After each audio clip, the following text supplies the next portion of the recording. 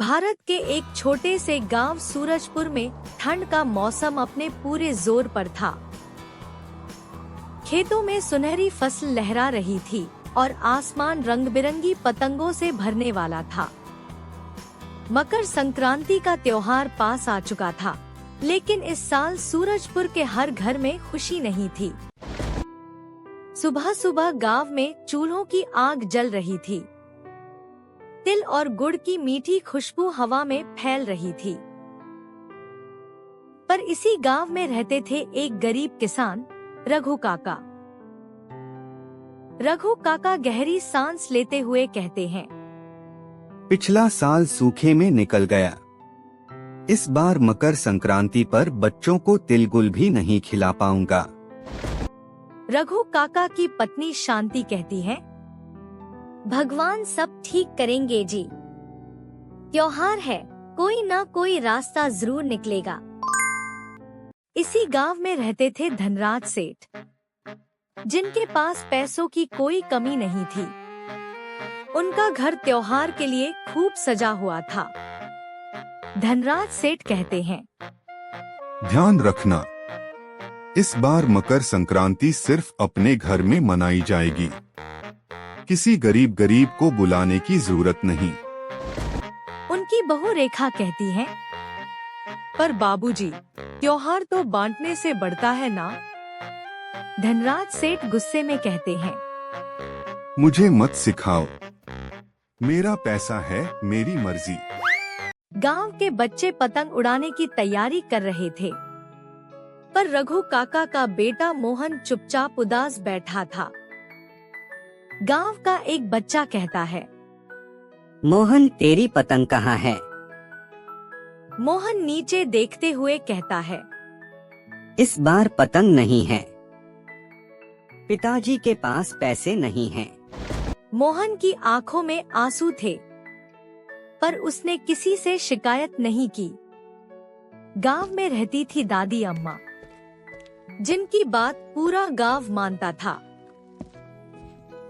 दादी अम्मा कहती है, अरे बच्चों, मकर संक्रांति सिर्फ पतंग और मिठाई का त्योहार नहीं होता, यह दिल साफ करने का त्योहार होता है। दादी अम्मा की नजर मोहन की उदासी पर पड़ी। दादी अम्मा कहती है, क्या हुआ बेटा? मोहन कहता है, अम्मा, हमारे घर इस साल त्योहार नहीं बनेगा। दादी अम्मा का दिल भर आया। दादी अम्मा सोचती हैं, जब एक घर में खुशी नहीं होती, तो पूरे गांव की खुशी अधूरी होती है। उन्होंने सब गांव वालों को इकट्ठा किया। दादी अम्मा कहती हैं, कल मकर संक्रांति है, हर घर से थोड़ा थोड़ा तिल, गुड़ और अनाज आएगा और हम सब मिलकर त्योहार मनाएंगे। जब दादी अम्मा धनराज सेठ के पास गईं, दादी अम्मा कहती हैं, सेठ जी, थोड़ा सहयोग चाहिए। धनराज सेठ कहते हैं, मेरे घर का सामान किसी और के लिए नहीं है। दादी अम्मा बिना कुछ बोले वापस लौट आईं, पर उनके चेहरे पर कोई गुस्सा नहीं था। अगली सुबह सूरज की पहली किरणें आसमान को सुनहरा बना रही थी। गांव की चौपाल में सब मिलकर त्योहार की तैयारी कर रहे थे। शांति खुशी से कहती है, रघु जी, देखिए, गांव वालों ने कितना कुछ दिया है। रघु काका कहते हैं, आज सच में मकर संक्रांति लग रही है। धनराज सेठ अपनी छत से यह सब देख रहे थे।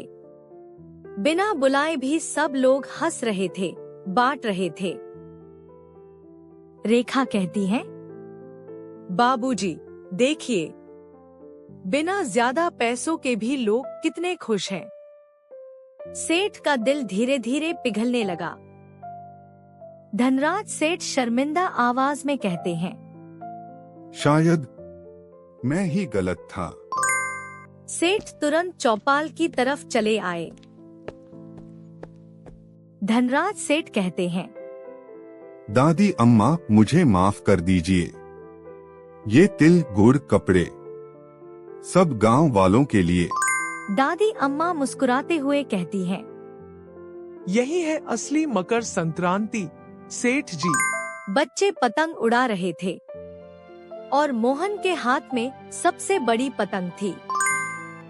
मोहन कहता है, अम्मा देखो मेरी पतंग सबसे ऊपर जा रही है। हंसी, मिठास और अपनापन पूरे गांव में फैल गया।